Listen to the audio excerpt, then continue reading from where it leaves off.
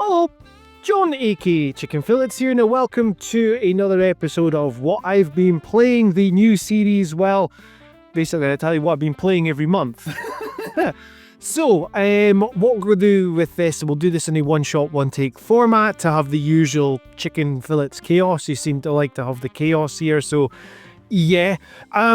Before we get cracking on, let's get the usual bump out the way. So, if you like JRPGs, know what I'm currently playing and a wee Scottish guy talk about it, please consider subscribing to the channel. Okay, so let's get cracking on with what I was playing at the start of the month. Now, the first game which I was playing and completed, and it's absolutely fantastic, is the Plucky Squire. Now, the Plucky Squire is a indie adventure game, I want to say. Reminds me a lot of like a Zelda title, you know, the top-down. You play as a character called Jot. Now, Jot is a children's story book character, and you are actually playing within this book. And it's really cool because when you're moving from like one part of the map to the next, it's the book flips over. There's no really great narration in it. Great puzzles as well, like there's word puzzles. Now what I mean by this is, for example, you'll be able to change how the area looks. So for example, there's one where there's a sentence which says about there is a large lake of water, and you can chop the word water out of this sentence and replace it with ice, and then the lake turns to ice and you can get to the part where you're trying to get to. That was great. The combat, again, like linking it back to Zelda, the earlier ones, the combat's very reminiscent of that. But one thing which stood out with this as well is that you're able to jump out of the books. You know, this is all related to story, and you're on this, you're in like a 3D environment. So you're originally in a 2D plane, and you jump out into the table, and that is ace. You're running around on someone's desk. So much fun, really imaginative game. I played this on the Steam Deck, had no issues with it as well, because I did see, I was talking about this on Discord about the game, and it got asked, you know, is there any bugs, because I heard that there was issues with the Nintendo Switch version.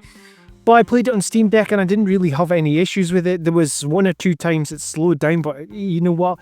That's very unnoticeable slowdowns. It's like the FPS maybe dropped from like 60 to maybe 45 FPS for like a brief second, and that really didn't concern me. So if you haven't played the Plucky Squire, highly recommend it. I had an absolute banger of a time with it.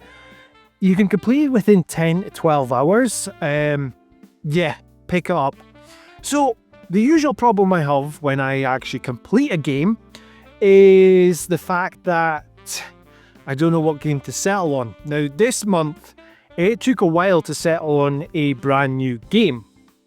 So let's talk about the games in between the last entry in this, what I've been playing list or whatever. So it is, there was a list. Right, the first one I remember straight off the top of my head was Mad Max. Now I picked up Mad Max on the Steam Deck. This was the release for the PlayStation 4, the Xbox back in the day. Wasn't that long ago, calm down. And I love that game on PlayStation 4. I've got the Steelbook version of it, and I picked it up on Steam Deck really cheap, so I was playing a bit of that, and it is a fantastic game. I totally forgot how great this was, and yes, it's not a JRPG, I know, but it's just, the vehicle combat in it is awesome. It's got that Arkham Asylum combat, you know, where you see you've got the prompts to like guard, etc. I love Mad Max as like a movie series as well. Fury Road being my favourite out of the lot, because it's just a fantastic film, even though it's pretty much Mario Kart. If you understand the film, you understand that reference. But yeah, the Mad Max game is really underrated. A lot of people, like, I've seen folk give it like a 7 out of 10. I think it's ace. But I didn't fully settle on it. It was kind of like ticking the right boxes, but I just was like, I'll maybe go back to this one. Now, of course, with this being a JRPG channel, there was a JRPG, and you're not going to be shocked which one I was playing in between. Yeah, it's Final Fantasy VII Rebirth. Yeah. It wasn't the Steam Deck version, though. No, tell a lie. Tell a lie, briefly, because it was a massive, massive update which was done for the Steam Deck. Now, like I said in a previous video, I got a review code from Square Enix for Final Fantasy VII Rebirth, and it doesn't run great on Steam Deck. I'm waiting for all the patches to come in. I tried the patch which came out recently, and so I went and played a little bit. I'm doing a 100% completion file just now on my PlayStation 5. So currently I've got to knocking the picture at the side. I currently got to Nibelheim. I went back to Gongaga to do some more side quests, but I've decided to push on with the story a wee bit more. Because when I played the original playthrough, I didn't do too much side quests in Nibelheim. So that one, I've already got the Chocobo in Nibelheim, the blue one. And if you've played the game, that Chocobo is mental.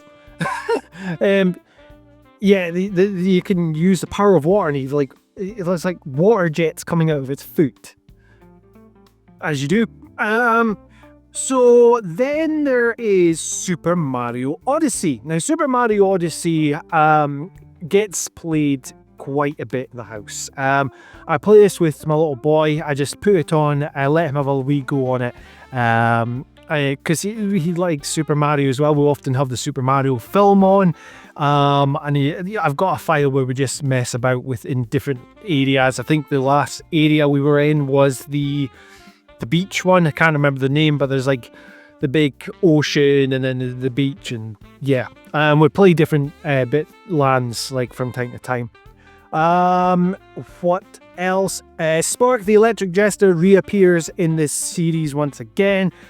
Again with this one, I was playing it on Steam Deck, but this one again is a kind of a pick up and play sort of title. Spark the Electric Jester is kind of like a Sonic 2D Sonic game.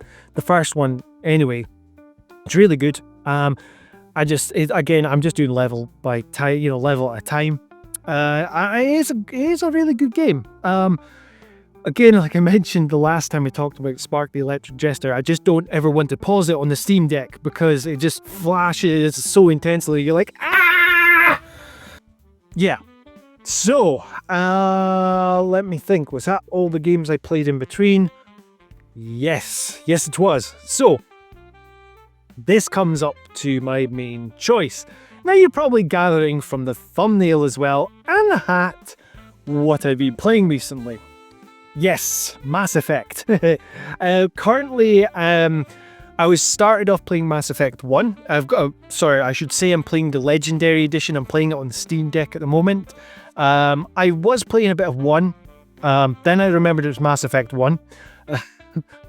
Bad as the saying is that I like Mass Effect 1, but when you get onto Mass Effect 2, like everything about Mass Effect 2 has just been amped up from the gameplay, everything. And there's a thing with Mass Effect Legendary Edition and the originals on like the 360 and the PS3, where there was you're able to pick the main choices. There was a Dark Horse comic DLC, so you're able to pick the choices from Mass Effect 1 and then go, and they would affect Mass Effect 2. So I just did that pretty much. So currently I am playing Mass Effect 2. I'm playing as FemShep at the moment. Up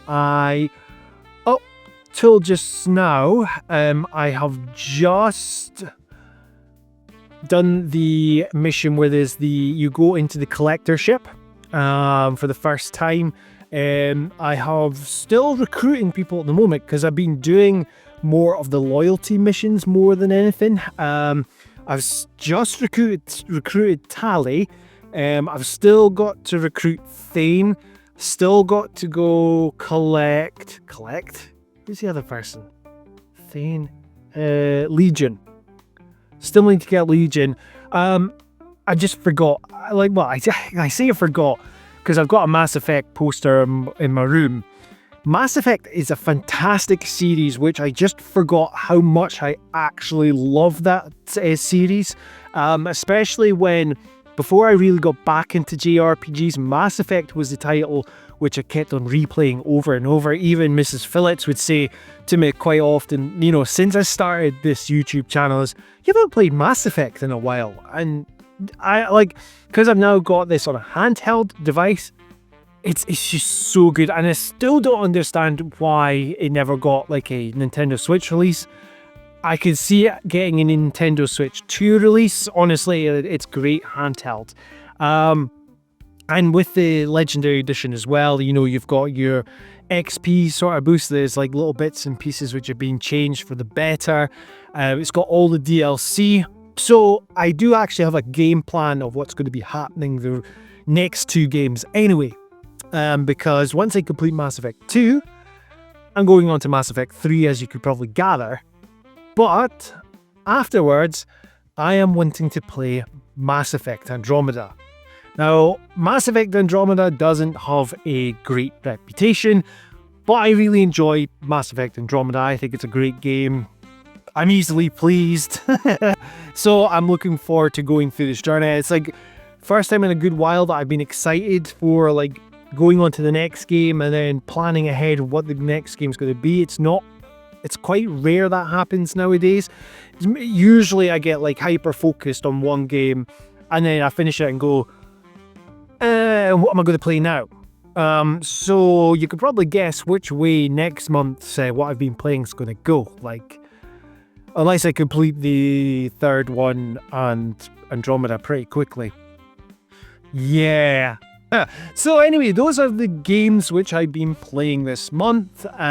What games have you been playing? What's been your favourite so far? Let me know in the comments down below. Now, if you like what you're hearing and seeing on this channel, please help me grow it by liking, sharing and subscribing. And if you want to be kept up to date with everything Chicken Fillets, please hit that notification bell. How could I forget mid-sentence what I was saying? Oh dear. Anyway, this has been John, aka Chicken Fillets, and until next time, I just did that for fun there. Tatty, bye!